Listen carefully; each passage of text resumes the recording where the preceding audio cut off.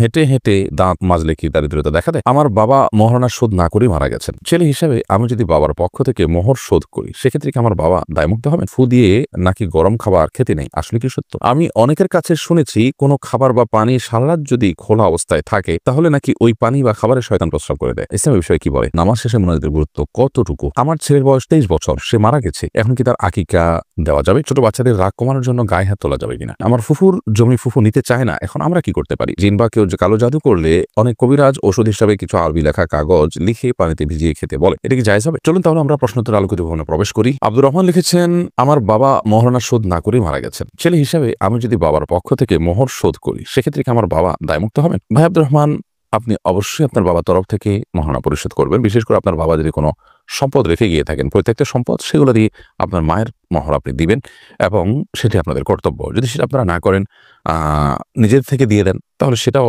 আপনার বাবাকে দায়মুক্ত হতে সহায়তা করবে ইনশাআল্লাহ তাআলা। জাকিয়া খান নাসরিন আপনি লিখেছেন, ফু দিয়ে নাকি গরম খাবার খেতে নেই, আসলে কি সত্য? হ্যাঁ, ফু দিয়ে গরম খাবার খাওয়ার পরে হাদিসে নিষেধাজ্ঞা আছে। তাছাড়া এটা বৈজ্ঞানিকভাবেও বোধ হয়, আমি যতটুকু জানি, এটা অনুপকারী কাজ, ক্ষতিকর কাজ। বিধায় গরম খাবার আমরা ফু দিয়ে খাবো না, এবং সেটা একটু সহনীয় পর্যায়ে ঠান্ডা হওয়ার জন্য প্রয়োজন অপেক্ষা করব, বা অন্য কোনোভাবে এটাকে আমরা নরমাল করার চেষ্টা করবো, কিন্তু ফু দিয়ে আমরা গরম খাবার খাবো না। এরপরে ফারজানা বৃষ্টি আপনি লিখেছেন, নামাজ শেষে মুনাজাতের গুরুত্ব কতটুকু? নামাজ শেষে দোয়া কবুল হয়, অতএব কেউ চাইলে কোনো নামাজের পর আল্লাহর কাছে দোয়া করতে পারেন, সেটা একান্ত তার ব্যক্তিগত বিষয়, কিন্তু নামাজের পরে দোয়া করতেই হবে বাই ডিফল্ট, এটা নামাজের পরের অংশ, হাত তুলে দোয়া করতে হবে এমনটি কিন্তু আবশ্যক নয়, এবং এটি নবী সাল্লাল্লাহু আলাইহি ওয়াসাল্লামের সুন্নাহও নয়। আর সম্মিলিতভাবে করার তো প্রশ্ন ওঠে না, কারণ এটা নবী সাল্লাল্লাহু আলাইহি ওয়াসাল্লাম কিন্তু কিংবা খুলাফায়ে রাশিদিন কিংবা সাহাবায়ে কেরাম থেকে বর্ণিত নয়। সকাল সন্ধ্যায় এর দিকে আপনি লিখেছেন, আমি অনেকের কাছে শুনেছি কোনো খাবার বা পানি সারারাত যদি খোলা অবস্থায় থাকে, তাহলে নাকি ওই পানি বা খাবারে শয়তান প্রস্রাব করে দেয়। ইসলামের বিষয়ে কি বলে? দেখুন, এমনিতেই নবী করিম সাল্লাল্লাহু আলাইহি ওয়াসাল্লাম নিষেধ করেছেন আমরা রাতে শোয়ার সময় যেন কোনো খাবার বা কোনো পাত্র এমনকি যেন খালি যেন না রাখি। শয়তান বিচরণ করে, দুষ্টজিন বিচরণ করে, সেটাকে ঢেকে রাখতে নবী সাল্লাল্লাহু আলাইহি ওয়াসাল্লাম নির্দেশ করেছেন। আমরা অনেকেই এটার প্রতি খেয়াল রাখি না, কিন্তু তাই বলে শয়তান পেশাব করে এরকম কোনো কথা কোরআন হাদিসে কোথাও বর্ণিত হয়নি। এগুলো আমাদের সমাজে প্রচলিত কথা। অনেক মুরব্বীরা এই যে খাবার বা প্লেট ইত্যাদি অনেকে ঢাকা ছাড়া শুয়ে পড়েন, সেই বদভ্যাস বা সেই খারাপ কাজটিকে দূর করবার জন্য এই ধরনের কথা নিজেরা বানিয়ে নিয়েছেন।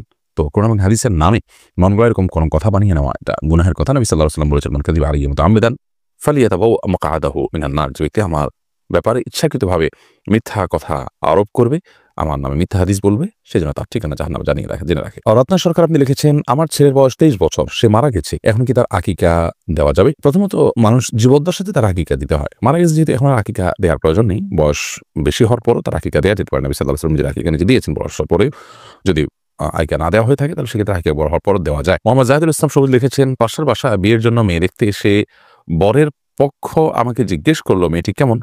আমার জানা মতো মেয়েটি খারাপ। এক্ষেত্রে আমার কি বলা উচিত, দয়া করে জানাবেন।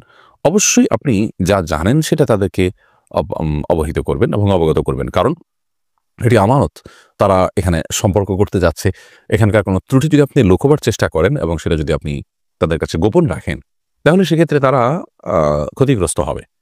অতএব এই ক্ষেত্রে অন্য ১০টা বিষয়ের মতো না যে কারোর দোষ আমি লুকিয়ে রাখলাম, বরং এখানে দোষ জানা থাকলে সেই সত্য কথাটা তাদেরকে বলতে হবে। একান্ত বলতে না পারলে আপনি এড়িয়ে গেলেন, অন্য কারোর উপরে ফেললেন, কিন্তু আপনি অসত্য বলতে পারবেন না যে না মেয়েটা ভালো বা তার কোনো অসুবিধা নাই ইত্যাদি ইত্যাদি। তাহলে প্রথমত মিথ্যা কথা বলা হবে, দ্বিতীয়ত তারা প্রতারিত হবে আপনার কথা দ্বারা। সেটা একজন মুসলমানের জন্য কোনো অবস্থায় জায়েজ নেই। আবু মুয়াজ আপনি লিখেছেন এআইডি থেকে, আমি একটি প্রাইভেট প্রতিষ্ঠানে চাকরি করি, সেখানে দুপুরের খাবারের পূর্ণ সুবিধা পাই।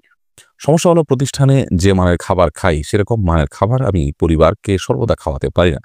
এতে করে আমি কি পরিবার প্রতি পূর্ণ হক আদায় করতে না পারার জন্য দায়ী হব? না, এটা তো প্রশ্ন ওঠে না। আমরা বাইরে বিভিন্ন সময় বিভিন্ন রকম সুযোগ সুবিধা পাই, হুবহু ওইটাই আবার পরিবারকেই দিতে হবে, এটা তো কারো দ্বারা সম্ভব নয়। অতএব এর কারণে আপনি গুনাহগার হচ্ছেন না ইনশাআল্লাহ বিইذনিল্লাহ। এমনি রাসেল আহমেদ আপনি লিখেছেন, ছোট বাচ্চাদের রাগ কমানোর জন্য গায়ে হাত তোলা যাবে কিনা? না, ছোট বাচ্চাদেরকে গায়ে হাত তোলা বলতে যেটাকে বলা যায় জাস্ট ভয় দেখানোর জন্য, সতর্ক করার জন্য, এটা হতে পারে, কিন্তু তাদের জন্য শাসন নেই, অর্থাৎ প্রহার যেটাকে বলে সেটা কিন্তু তাদের উপরে করা যাবে না।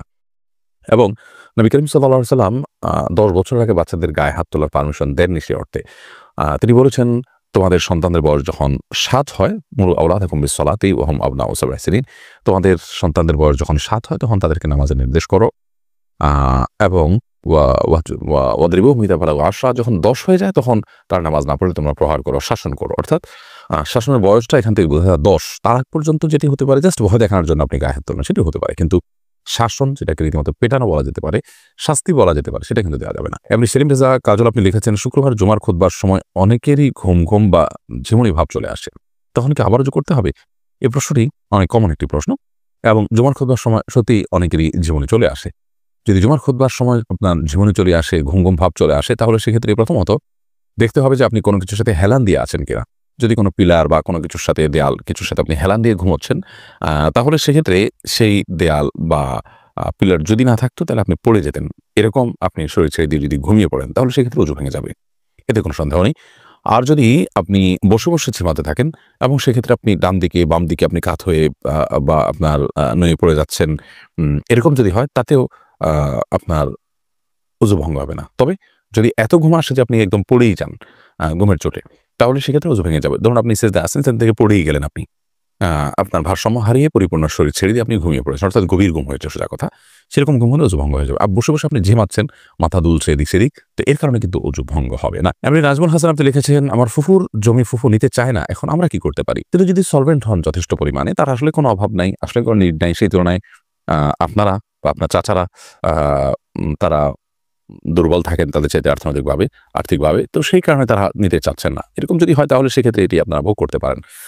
তবে বেশিরভাগ ক্ষেত্রে আমাদের দেশে মেয়েরা নিতে চায় না, সেটা হলো হেজিটেশনের জায়গা থেকে, যে সমাজ এটাকে ভালোভাবে দেখে না, অথবা তারা বাবার বাড়িতে যাওয়ার যে অধিকার সেটা থেকে তারা বঞ্চিত হন কিনা, সে ভয়টা তারা করেন। তো এই সমস্ত ব্যাপারে আপনি বা আপনাদের দায়িত্ব হবে তাদের সাথে খোলামেলা কথা বলা, যে না, এটি নেওয়ার ফলে আমাদের সাথে সম্পর্কের কোনো প্রকার ঘাটতি হবে না, আসার অধিকারের ক্ষেত্রে কোনো প্রকার আপনাদের অধিকার ক্ষুণ্ণ হবে না, খর্ব হবে না, বরং আপনারা আসবেন, এটি আপনাদের চিরকালের অধিকার, রক্ত সম্পর্কীয় আত্মীয় হওয়ার কারণে। যার কারণে আপনার ফুফুদেরকে বুঝিয়ে তাদের জমি বুঝিয়ে দেওয়ার চেষ্টা করতে হবে, হস্তান্তর করতে হবে। যদি সেটা তারা, যেটা বললাম, সলভেন্সির কারণে না নেয়, তাহলে সেক্ষেত্রে আপনারা ভোগ করতেই পারেন। এরপরে সোনিয়া আক্তার আপনি লিখেছেন, জিন বা কেউ যে কালো জাদু করলে অনেক কবিরাজ ঔষধ হিসাবে কিছু আরবি লেখা কাগজ লিখে পানিতে ভিজিয়ে খেতে বলে, এটা কি জায়েজ হবে? এটা সুন্নাহসম্মত কোনো ট্রিটমেন্টের পদ্ধতি নয়। বিশেষ করে সেখানে যদি আপনার এমন কিছু লেখা থাকে যে অস্পষ্ট, বোঝা না যায়। অনেক সময় দেখা যায় তাবিজ কবজ যারা দেয় সেগুলোর মধ্যে একটা বড় অংশ আছে যারা আপনার শিরক এবং কুফরি কথা বিভিন্ন কাফেরদের নাম ইত্যাদি লিখে দেয়। তো এগুলো তো রীতিমতো শয়তান আশ্রয় নেওয়ার শামিল অনেক ক্ষেত্রেই। তো যার কারণে জায়েজ নয়। তাছাড়া নবী করিম সাল্লাল্লাহু আলাইহি ওয়াসাল্লামের সুন্নাহ পদ্ধতি হলো যে কোরআন কারীমের আয়াত তেলাওয়াত করে দোয়া পড়ে ফু দেওয়া, বা কোনো জায়গায় অসুস্থ জায়গায় ধরে আয়াত তেলাওয়াত পড়া। সেটা পানিতে বা তেলে ইত্যাদিতে আপনার ফু দিয়ে খাওয়া। এটা হলো নবী সাল্লাল্লাহু আলাইহি ওয়াসাল্লামের সুন্নাহ। কিন্তু এর বাইরে এরকম আয়াত লিখে সেটা ভিজিয়ে খাওয়া বা পান করা, এরকম কোনো সিস্টেম নবী করিম সাল্লাল্লাহু আলাইহি ওয়াসাল্লামের জীবনীতে ছিল না, সাহাবীরা করেছেন, না খুলাফায়ে রাশিদুন করেছেন। এটা আমরা পরিহার করব। রাসেলমি আপনি লিখেছেন, হেঁটে দাঁত মাজলে কি দারিদ্রতা দেখা দেয়? না, এটা সম্পূর্ণ কুসংস্কারের জন্য বিশ্বাস। হেঁটে দাঁত পরিষ্কার করলে, দাঁত মাজলে, ব্রাশ করলে এর কারণে দারিদ্রতা দেখা দিবে, অভাব দেখা দিবে, অনটন দেখা দিবে, এরকম কেউ বিশ্বাস করলে সেটি গুনাহের কারণ হবে এবং এটি সম্পূর্ণ কুসংস্কারের জন্য বিশ্বাস। আমাদের ইউটিউব চ্যানেলে আপনি প্রশ্ন করেছেন।